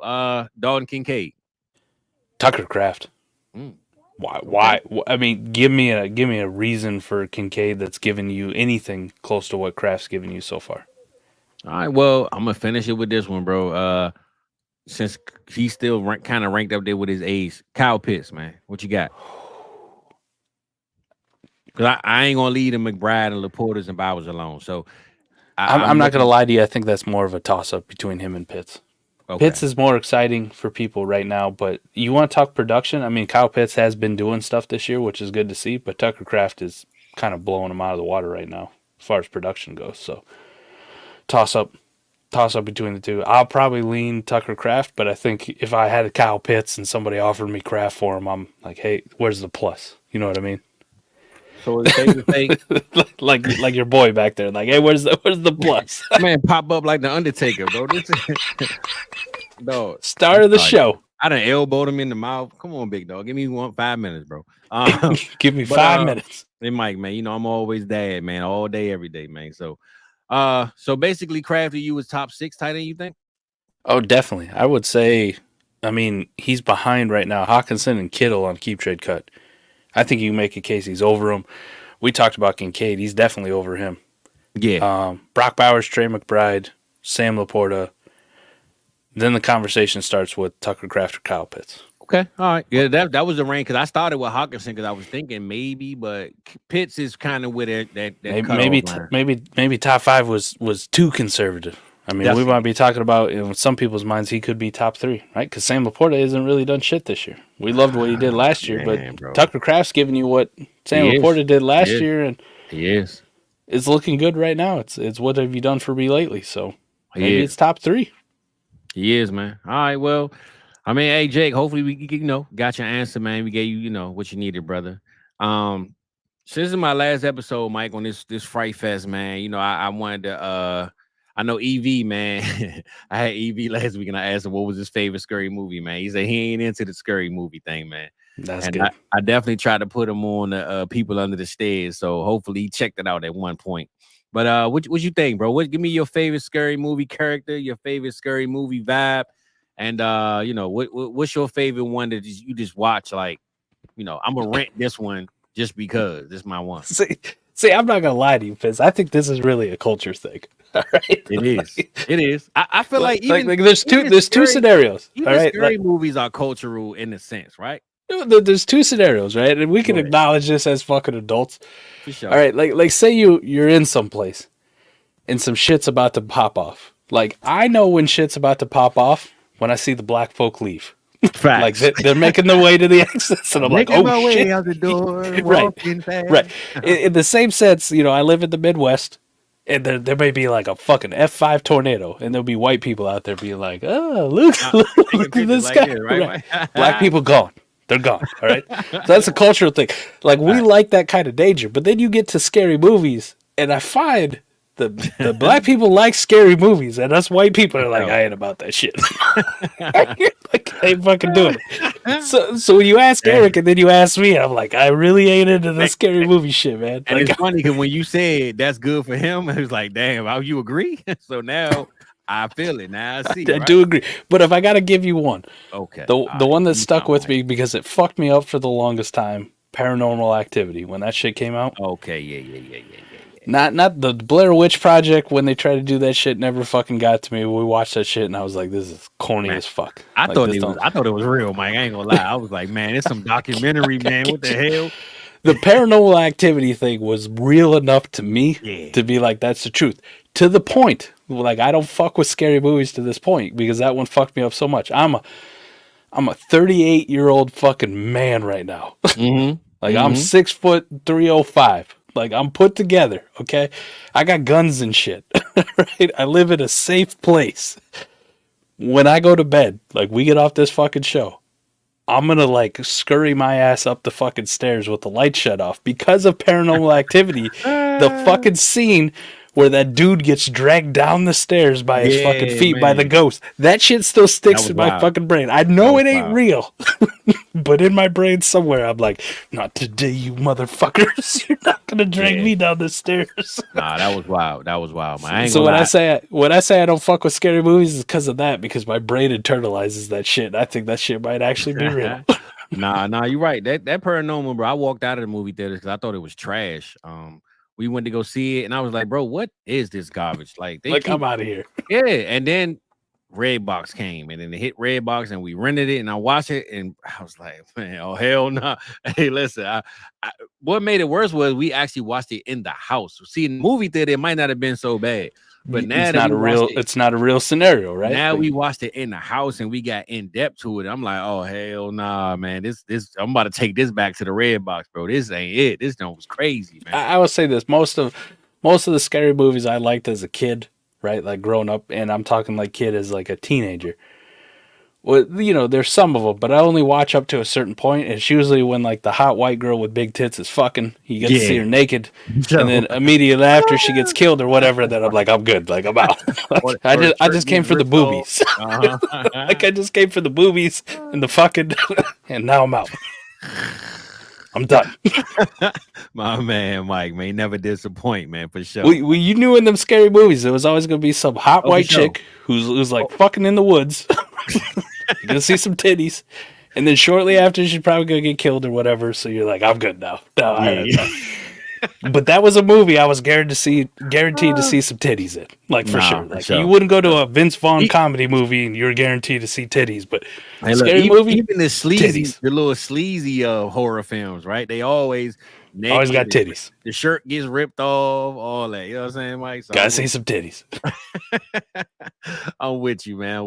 So I'm gonna leave the scary thing alone, Mike. All right, so look, before we get out of here, then, man, I gotta ask you, brother, since we talked about the whole movie thing earlier. Give me a classic. Give me a classic that you think I never watched before that I should check out, and I'm gonna give you one that I think you should check out, bro. Oh, it's gotta be like a scary movie. Don't matter, scary or whatever. I just know I keep it scary because that shit fucked me up when I was a kid. Leprechaun. You ever seen that watched shit? Leprechaun. Come on, Mike. Well, I ain't gonna lie. That was my least favorite one, though. That was the one I was like, especially Leprechaun in the Hood. You watch Leprechaun in the Hood? No, Hey, Mike, if you gonna watch one, watch Leprechaun in the Hood, bro. No, Mike, you know I stick to the hood movies, man. That's my script, bro. Leprechaun in the Hood was a joke, man. No fucking way. Mike, Leprechaun in the Hood. You can look at that right now. Go Google it. Leprechaun in the Hood. No fucking way. I'm telling you, man. Leprechaun in the Hood, man. Man, anybody seen Leprechaun in the Hood, man? Give me some thumbs up or something. 2000. They made it in 2000. They're like, you know what would be a good movie? Let's take this fucked up leprechaun we got. Let's put him in the hood. I ain't gonna lie, it's funny. It's actually hilarious to be honest with you. It's a joke. I'm gonna go watch this shit. Yeah, look at that 3.8 out of 10 on IMDb. Now you just talked about the difference between the black people and white people in horror movies. Imagine the Leprechaun in the Hood. So just imagine what this movie is about to be like, Mike. You know what I'm saying? You want to talk about cultural differences too? Like, let's acknowledge this shit. All right, for most fucking areas that I've lived in this country, okay, like most places I've lived, very, let's just say conservative. That's a fancy way of saying ignorant Republican. Yeah, that's what I'm saying. Like, ignorant. I get it. You know what I mean? So, like, when we see scary movies, I'm like, that motherfucker gets shot. Now, how does it go to the cultural side? Like, you've been to some areas, Fizz, and I have too in Memphis, and I'm like, this Michael Myers shit, like, standing there with the knife. No. You brought a knife to a gunfight, motherfucker. Like, how are you going to murder people, be a mass murderer? Like, these all happen in, like, I don't know, fucking California suburban neighborhoods. Is that where all these horror films take place? Nah, this shit don't fly like at least where I've been.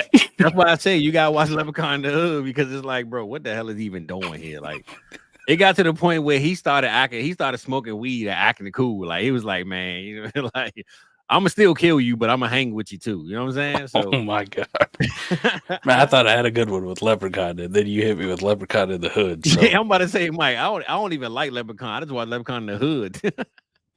Hey. How about this, man? One of the things that actually does get me, I don't know if they're like classified as scary or thriller or whatever. Any of this shit with like stuff in the sea, like giant octopuses and fucking killer sharks and like deep blue sea type shit. Yeah, that stuff not scary though. It's not scary to me though. I get you, but that shit is because cultural. Like you don't spend time in the water. Is that what we're talking about? I feel like I spend time in the water. It scares the shit out of me. I feel like those are more thrillers, though. I don't like when they label those as scary. You know what I'm saying? But I like them though. I just don't think those are like scary. Like they had like some made-for-TV series. I forget who the fuck was in it, but it was about a giant fucking squid, like killer squid. That shit fucked me up forever, man. Dang. I don't think I've seen that. It was called like The Deep or something like that. It fucked me up forever, man. As a guy who loved to be in the lake and fucking ocean and swim in a pool all the time. Team, right? Yes, sir. But I'd always be like, I don't want something fucking coming up I can't see below me and just fucking for sure. Eat me. And like, I don't mess with that water, bro. So you got it on that one. That's fair. I'm good. Understandable. I'm good. Fucked up my element. I'm good, man. Well, look, Mike, I don't even need to suggest no movies because I'm sure I got a million of them that you need to watch. But I will say, give me one. Give me one. Under the Stairs and Leprechaun in the Hood. I guess you need to check out, Mike. You gotta watch. You gotta watch both. But since you're a Leprechaun guy, you gotta watch them in the Hood at this point, right? I don't even know where the fuck I find Leprechaun in the Hood, but I'm gonna find it. Oh, it's on Peacock right now. Watch now. I'm gonna go Peacock and watch Leprechaun in the Hood. Listen, it's on BET every other week, man. So that's the clean version over there. So Leprechaun in the Hood is definitely it's got iced tea in it. That lets you know, Mike. It's got iced tea in Mike, I'm telling you, this is a joke, man. Look, man, that's the one I'm gonna suggest you watch. That and People Under the Stairs, man. Those I ain't gonna say that was my class, but People Under the Stairs always my one, man. Every Halloween, every October, I gotta watch it at least one time, bro. So that's one of my ones. And I guess we go rapid fire, man. We got 2 Dynasty questions that we gonna get up out of here, Mike. So just hit us with Marv Jr. in the first or Jamar Chase. What you got?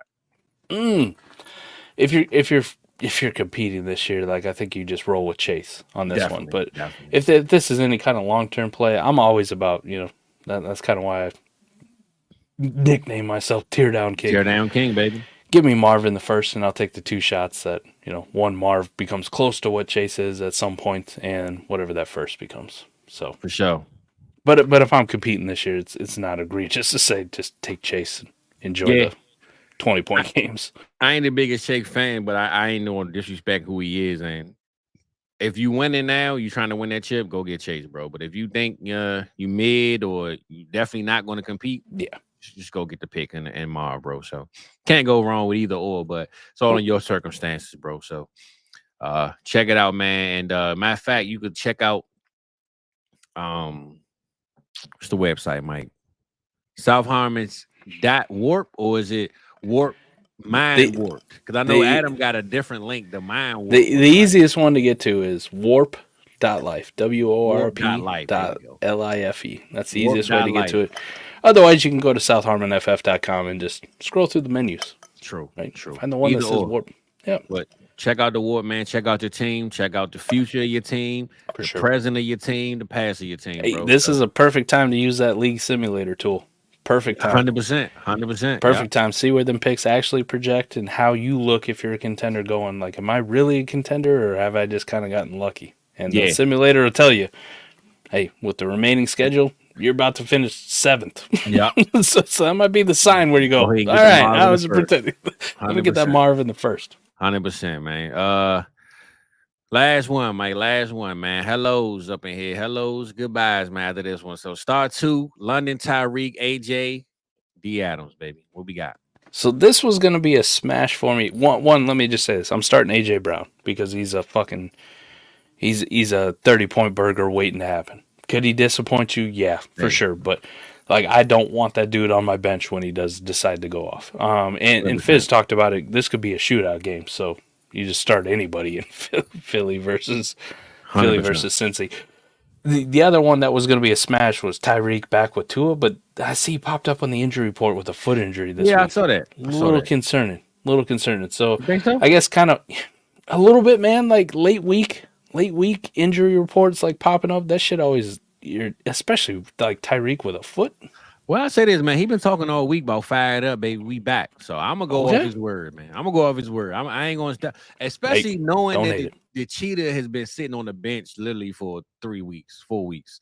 I don't care if he got out there with 8 toes, bro. I think Tua and Tyreek it's time, bro. I'm going with Tyreek and AJ on this one, bro. And I'm a London guy. Love me some London, but I'm gonna say this. This is the reason why I'm gonna go Tyreek. The Bucks might not have enough firepower for London to have a big game. So this might be another Bijan game. I'm going to go with the game that I know Tyreek and Tua might want to go out there and put up some points. So I'm going to go Tyreek. That's fair. I would say London would be the other one in consideration. Least would be Devontae Adams. Not because I don't think he's good or he has that connection with Aaron Rodgers. Nothing like that. It's a tougher matchup, you know. He gets Christian Gonzalez, and Christian Gonzalez been, you know, putting them kids in the car seat, locking them down. Locking them down. That's it, man. Like Christian Gonzalez let your boy out of the car seat. All right. Yeah. I was about to say, man. He looks tired as shit too. He is tired. That's why he over there bugging me, man. So you know, my big dog said, "What's up, man?" And you know, we glad that y'all was up in here, man. Well, how you feeling tonight, Mike? You got your BBLs good, or you want to leave out with something different, man? You want to sprinkle the game? I'm feeling good, man. And big shout out to you.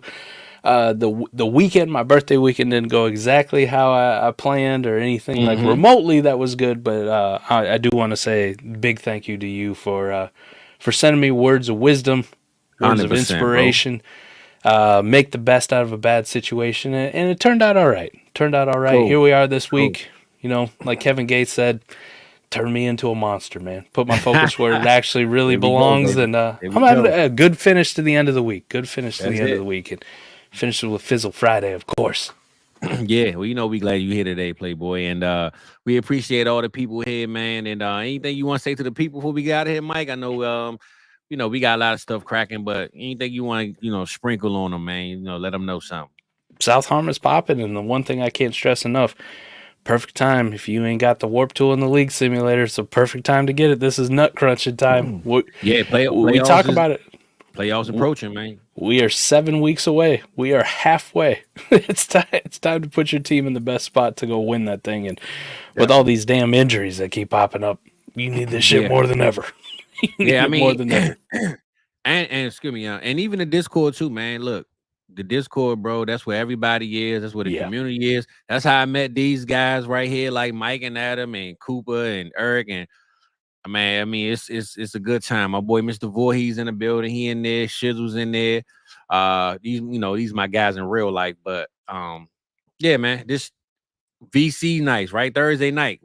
We watched the game together, but we in there having a good time, bro. So every Thursday night, man, we kicking it. It's like being at the bar with the fellas, bro. So it's like 50% football talk, 50% whatever the fuck. Whatever, man. Whatever. Half the time, one of us playing the video game, and the others is watching the game. So it's just a good time, man. You know, great community, bro. If you're not sure what the Discord is, man, just check it out. We got a $1 tier. Join the $1 tier, see what's going on, and then you can up the tier just to get a little bit more engaged with us, man. But you know, stay tuned in, stay tapped in, baby. Always like and subscribe for us, man. That's how we stay around.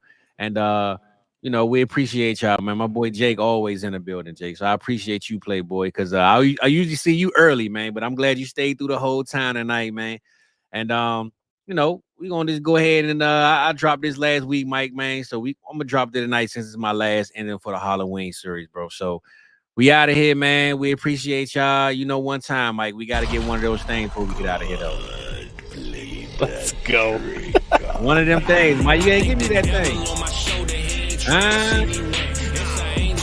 We out of here. This on the playlist or 3. That's it, baby. We out of here. Halloween fest is over with. Friday, me and Big Mike in the building, baby.